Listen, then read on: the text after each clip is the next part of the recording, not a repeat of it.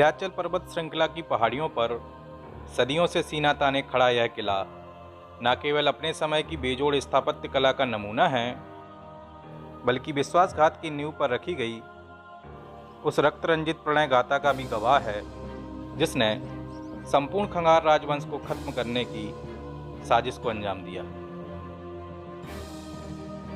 यह दास्तां है 12वीं शताब्दी के अंत में स्थापित होने वाले प्रथम हिंदू गणराज्य जजौती खंड की राजधानी रही गरकुंडार के किले की।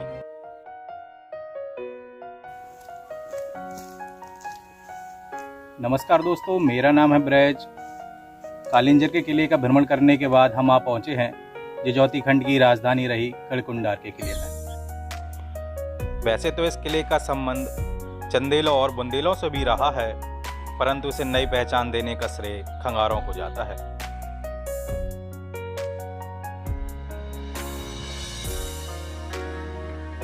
बारहवीं शताब्दी के अंत तक यह किला चंदेलों का सैनिक अड्डा हुआ करता था।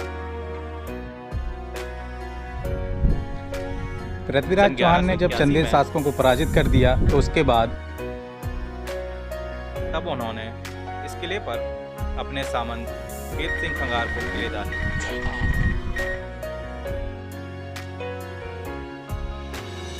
तराइन के द्वितीय युद्ध के पश्चात जब मोहम्मद गौरी ने दिल्ली सल्तनत पर अपना अधिकार स्थापित कर लिया और महाराजा खेत सिंह खंगार ने जजौती खंड यानी वर्तमान बुंदेलखंड को स्वतंत्र हिंदू गणराज्य घोषित कर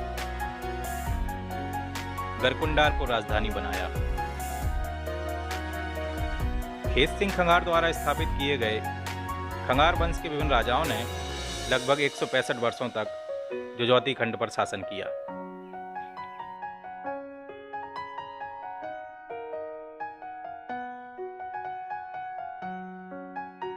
पहाड़ी की चोटी पर लगभग 1 हेक्टेयर में बना यह किला किसी भूल भुलैया से कम नहीं है।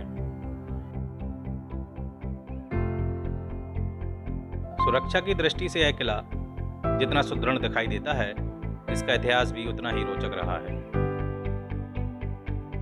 वैसे भारत में छत्राणियों द्वारा किए गए जौहर के अनेक किस्से मशहूर हैं, जिनमें से एक किस्सा इस किले से भी जुड़ा हुआ है।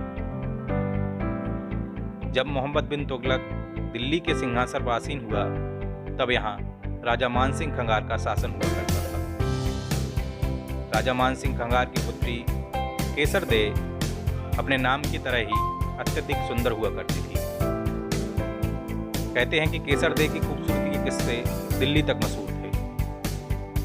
मोहम्मद बिन तुगलक केसर दे की खूबसूरती से इतना अधिक प्रभावित हुआ कि वह बैलगाड़ी से ही दिल्ली से गरकुंडार पहुंच गया और उसने राजा मान सिंह खंगार के सामने केसर दे के विवाह का प्रस्ताव रखा, जिसे मान सिंह खंगार ने अस्वीकार कर दिया।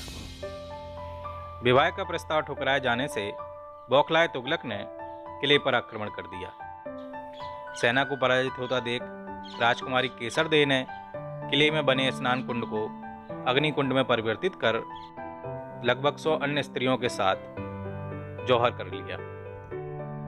इस भीभत्स घटना से श्रापित इस किले में आज भी नकारात्मक शक्तियों का एहसास होता है और दिन के उजाले में भी इस किले में अंधकार छाया रहता है। इस किले की भव्यता जितना अधिक रोमांचित करती है, उससे कहीं अधिक डरावनी इससे जुड़ी कहानियां भी हैं। इन कहानियों में एक ऐसी खूनी प्रणय गाथा भी है जिसके कारण समूचे खंगार वंश का अंत हो गया। कहते हैं कि अंतिम खंगार नरेश हुरमत सिंह के पुत्र नांगदेव को उनके जागीरदार सोहनपाल सिंह बुंदेला की बेटी रूप कुंवर से प्रेम हो गया था।